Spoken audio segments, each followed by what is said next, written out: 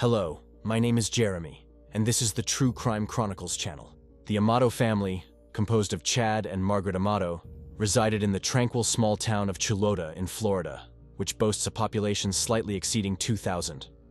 Their home was a large dwelling positioned on a piece of land a bit more extensive than 1 hectare. In 1986, Chad and Margaret Amato entered into matrimony.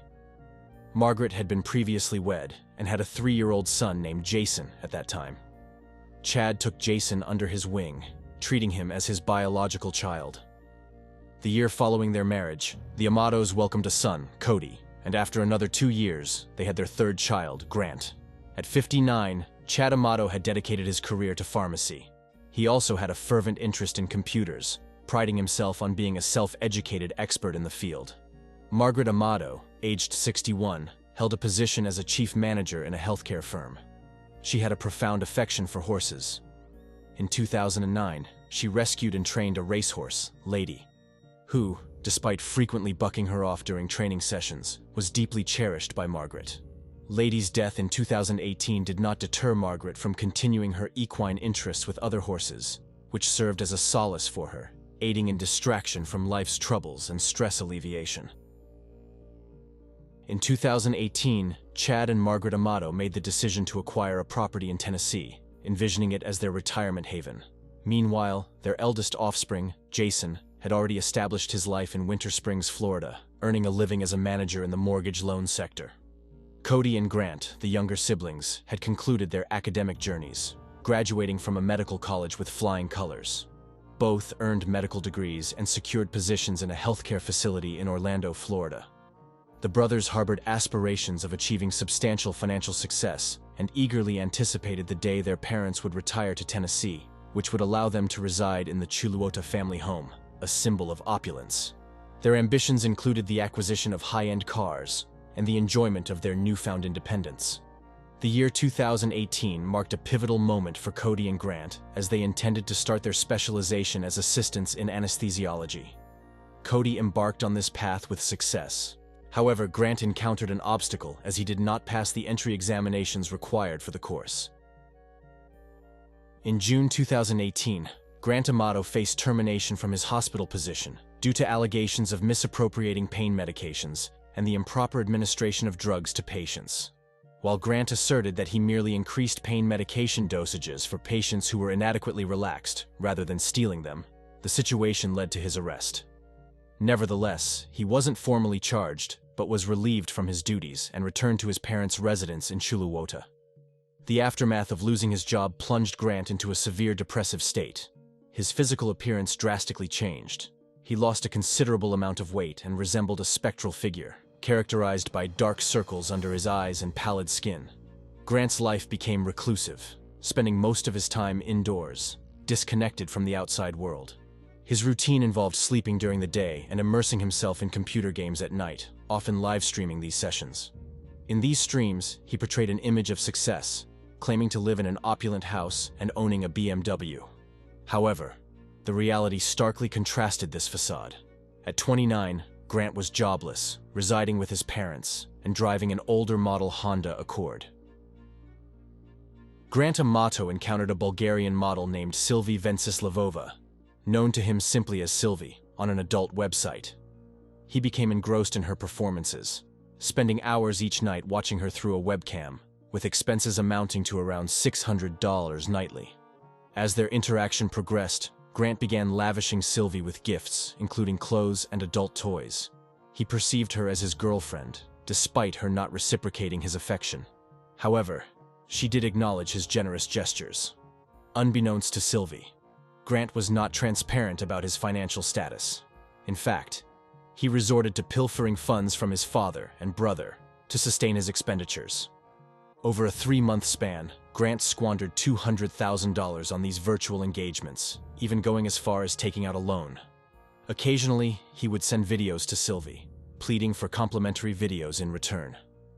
Eventually, Grant's financial predicament came to light within his family. He misled them by claiming the money was used to boost his profile as a gamer on a live streaming platform. Despite these revelations, his family stood by him. His father shouldered the responsibility of settling his son's debts and also bore the legal expenses pertaining to the case involving Grant's theft of medication. In December 2018, there was a brief glimmer of hope in Grant Amato's troubled life when his brother Cody extended an invitation for a trip to Japan, generously covering all costs. This excursion brought a moment of joy to the brothers, hinting at a positive turn in Grant's life. Yet the familial harmony was short-lived as tensions within the Amato household intensified post-trip.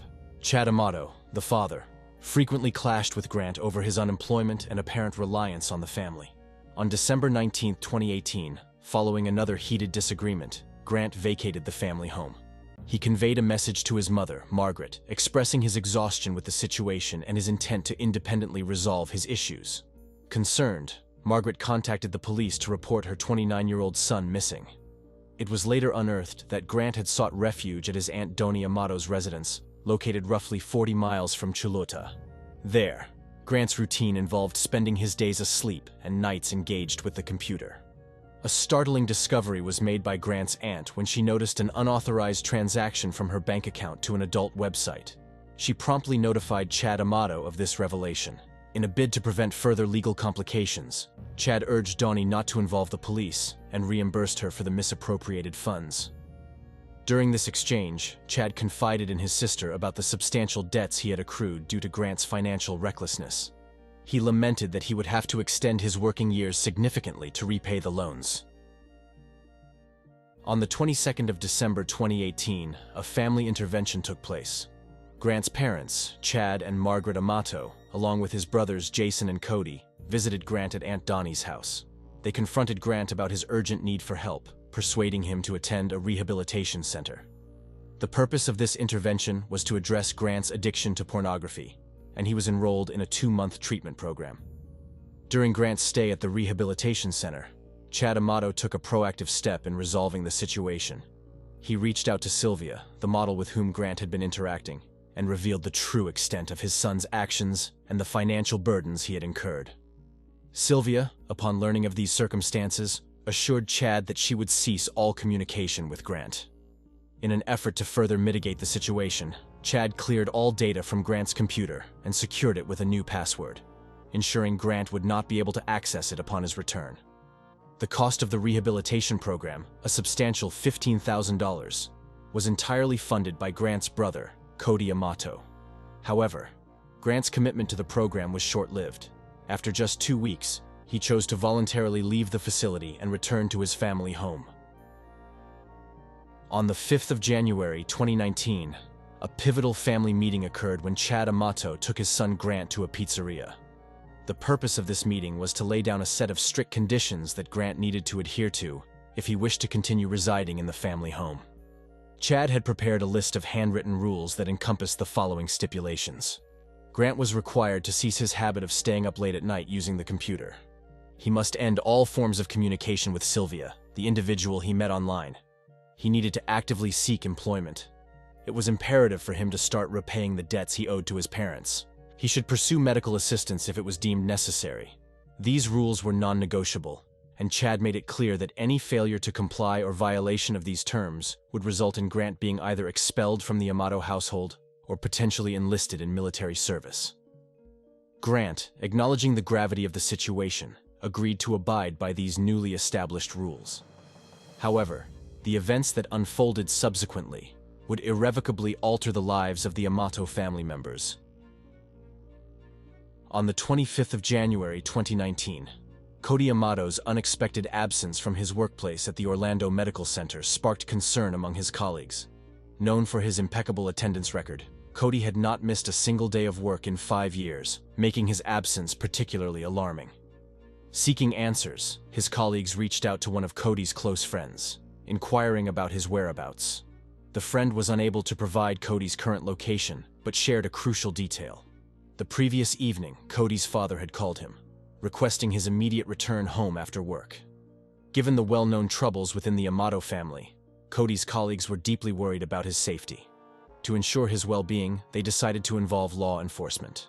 They contacted the local police, requesting that an officer be dispatched to the Amato family home in Chulota for a welfare check. Upon arrival, the police saw Cody's car in the driveway. The officers attempted to make contact with someone inside by ringing the doorbell, knocking on the door, and even using the siren of their patrol car, but there was no response from inside. The police also tried calling all mobile phones belonging to the Amato family, but no one answered. After getting permission from their superiors, the police decided to enter the house by breaking open a side door. What they found inside filled them with real horror. In the connecting area between the home gym and the garage, the body of Cody Amato was found in a fetal position. He had a gunshot wound below his eye, and the gun was located about 5 feet from his body. In the kitchen, Chad Amato was found lying on his back on the floor. He had suffered 2 gunshot wounds to the head. A holster with a pistol was attached to his thigh. Margaret Amato, the mother, was discovered in her office, slumped over her computer desk. She had been shot once in the head. There were no indications of forced entry into the Amato residence, and all valuable items appeared to be untouched. Grant Amato was nowhere to be found in the house, and his mobile phone was switched off. The next day, on January 26th, detectives located Grant Amato at a hotel in Orlando where he had spent the night. During the search of his hotel room, they found several credit cards belonging to his brother Cody and his father Chad. Grant Amato was summoned for questioning at the police station, where he voluntarily cooperated with the investigators. In the course of the interrogation, he acknowledged his deep involvement in computer gaming. Grant aired grievances about his family dynamics, portraying his father, Chad, as a domineering and abusive figure who, according to him, inflicted physical violence upon him. He also disclosed conflicts with his mother, Margaret, and his brother, Jason, but clarified that Chad never physically abused Cody. Grant confessed to having used a substantial amount of his father's money for interactions with the model, Sylvia, and expressed remorse over these expenditures. Throughout the 3-hour interrogation, Grant elaborated on various aspects of his family life. Notably, during this entire time, he did not inquire about the well-being or status of his parents and brother. After questioning Grant Amato for 3 hours, the detectives decided to introduce photographs from the crime scene into the interrogation. This action visibly altered Grant's emotional demeanor. He began to cry. Despite this emotional response, he maintained his stance, continuing to assert that he had no knowledge of who might have committed the murders of his family members. In a dramatic turn, Jason, Grant's older brother, was brought into the interrogation room. He earnestly implored Grant to disclose the truth. However, Grant chose to remain silent in the face of his brother's pleas. Jason's whereabouts on the day of the crime, January 24th, were accounted for with a solid alibi. He was at his workplace until 6 p.m. that evening, following which he went to dine with his longtime friend, Christina, and her 2 daughters. He spent the entire evening in their company. The next morning, Jason continued his routine by dropping Christina's daughters off at school before proceeding to his workplace. According to Grant Amato's account of the events on January 24th, he was at home all day preparing for a job interview. The situation escalated when his father, Chad, returned from work and discovered that Grant was still communicating with Sylvia via Twitter using his mother's mobile phone. Grant maintained that his mother had permitted him to use her phone, even though this communication was against the family rules set for him. An argument ensued during which Chad grabbed Grant by the shirt and instructed him to leave the house. Grant then packed his things and left, with his father following him out. They had a prolonged conversation on the driveway, lasting about an hour and a half. During this conversation, Chad handed Grant a credit card, which he later used to pay for a hotel room. Grant's account continued with the arrival of his brother Cody at the family home around midnight. Grant briefly spoke with Cody, bid farewell to his family, and loaded his belongings into his car. By approximately 12 a.m., he drove to a local grocery store, where he used free Wi-Fi to check the directions for his job interview scheduled the next morning. He eventually fell asleep in his car. Waking up around 7 a.m., Grant attended his job interview and initially planned to return to his parents' house afterwards. However, upon seeing police cars and a news van near the house, he chose not to go there. Instead, he headed to a local bakery, where he sat at a table and read the major news headlines about the shooting at his parents' residence. Despite Grant's insistence on his innocence, nobody seemed to believe him. Cody's girlfriend, Sloan Young, disclosed that Grant had stolen approximately $60,000 from his brother. She also stated that Cody had confessed to her once that he was afraid of Grant, who was capable of criminal actions. On January 28, 2019, Grant Amato was arrested and faced charges of first-degree intentional murder. He did not admit guilt and was detained with a bail set at $750,000, an amount he was unable to secure using his parents' assets. The trial commenced on July 23, 2019, with Grant facing the potential of the death penalty. The prosecution's argument hinged on the fact that there were no signs of forced entry into the Amato home, and all valuable items, including gaming consoles, TVs, computers, and jewelry, were found intact. Digital forensic experts scrutinized the electronic devices from the Amato residence. Their analysis yielded a timeline of the events on January 24th. Grant was at home all day with his mother, Margaret. Her computer's last activity was at 4:44 p.m., leading the prosecution to surmise that Margaret was shot by Grant around 4:45 p.m. while she was at her desk. Chad Amato's health app on his smartphone registered 67 steps at 5:25 p.m., likely from his car to the house. Subsequently, there was a 27-minute period of inactivity on his phone, indicating that Chad was shot shortly after entering the house. The initial shot didn't prove fatal, evidenced by a blood trail showing he tried to crawl towards the phone before being shot a second time by Grant. At 5:52 p.m., Chad's phone was unlocked, and its screen lock settings were altered. Grant stayed in the house for over 4 hours, awaiting his brother Cody. Cody left his workplace at 9:45 p.m. and headed home. Upon entering, he was instantly shot dead. Grant inserted a flash drive into his computer at 11:32 p.m., containing 600 photos and videos of Sylvia. This flash drive was later found in Grant's pocket. Using his father's fingerprint, Grant accessed Chad's banking app at 12:08 a.m. He also tried to enter a banking app on Cody's phone, but didn't know the password, attempting a reset. At 2:54 a.m., Grant connected to the Wi-Fi at a grocery store. At 3:06 a.m., he paid $600 to regain access to his account on the adult website where Sylvia worked. Throughout the interrogation and subsequent trial, Grant Amato maintained his narrative, attempting to persuade everyone that it was Cody who had murdered their parents before taking his own life, supposedly evidenced by the gun found near him. However, the prosecution presented a contrasting theory. The prosecutor argued that Grant had deliberately placed the gun holster with the pistol on Chad's right thigh to simulate a struggle between Chad and Cody. This arrangement was scrutinized because it was a cross-draw holster, which, for a right-handed person like Chad, would customarily be worn on the left thigh. Witnesses who knew Chad testified that he never carried a weapon while at home, further casting doubt on this scenario. The detectives believed that the bodies of Chad and Cody had been repositioned post-mortem. The entry wound on the back of Chad's head suggested he should have been found face down, yet he was discovered face up, implying his body had been flipped. Additionally, the presence of 2 distinct blood pools near Cody's body raised further suspicions. The larger pool near his ankles, and a smaller one under his head, where the fatal shot had occurred, indicated that his body too had been shifted after death. A key element in the investigation was the finding that none of the 3 pistols discovered at the crime scene were used in the killings. This revelation led to questions about the actual weapon used in the commission of the murders. The forensic expert's analysis contradicted Grant Amato's claim that his brother Cody had committed suicide.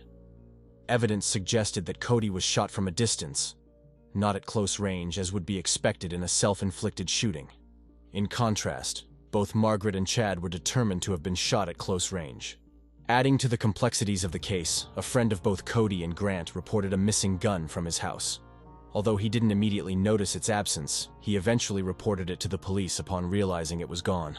The investigator noted that the characteristics of the missing gun matched the description of the murder weapon. However, since the gun was never found, this link could not be definitively confirmed. Further insights into Grant's motive emerged, revealing his deep-seated resentment towards his family for restricting his communication with Sylvia, with whom he believed he had a serious relationship. This resentment was highlighted in the case against Grant, particularly through a letter he wrote to his online friends, a group of 6 men with whom he interacted in a group chat involving Sylvia.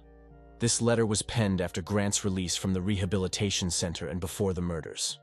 In his letter, Grant admitted to fabricating stories about his life. Contrary to what he had claimed, he was living with his parents, not a professional gamer, unemployed, and did not own a BMW. He expressed his frustration towards his family on several fronts. Primarily, he was disgruntled about being coerced into the rehabilitation program. However, his utmost anger was directed towards his father for reaching out to Sylvia and disclosing the truth about Grant's situation. In the letter, Grant lamented, "My heart is breaking into pieces, realizing how meaningless my life is without her." In court, Grant's older brother, Jason Amato, testified that their family was close-knit until Grant started having work-related problems. He emphasized that their father had never physically harmed the brothers or their mother and never verbally abused them. Grant Amato's defense team argued that the detectives quickly focused their investigation on Grant without seriously considering other suspects. According to the defense attorney, all statements made by the prosecution were mere speculation. The defense also noted that at 23:51 on January 25th, Cody sent Chad a message saying, "Dad, delete the Blink app for the third time." At 0:31 on January 25th, the Blink app was deleted from Chad's phone. The defense claimed that Grant had no motive to kill his parents and brother, as he got along well with his mother and was very close to his brother. Additionally, the family always provided him with money when he requested it. No physical evidence directly linked Grant Amato to the crime, including the DNA of his family members or the murder weapon. Additionally, Grant's DNA was not found on any of the victims. The defense highlighted that Grant had no access to firearms, as he had previously sold his own to finance his interactions with Sylvia. His father, Chad, did own a gun, which was kept in a safe, but Grant was not privy to the combination. Despite the absence of physical evidence, on July 31st, 2019, the jury convicted Grant Amato of first-degree premeditated murder. In reaching their verdict, the jury considered various factors, including Grant's age, his background as a medical assistant, his academic achievements in college, and his dedication to a profession centered around providing medical care. Following the conviction on August 12, 2019, Grant Amato was sentenced to life imprisonment without the possibility of parole. If you liked this story, subscribe to the channel so you don't miss new videos. Don't forget to like and share your opinion in the comments. This is Jeremy. See you in the next video.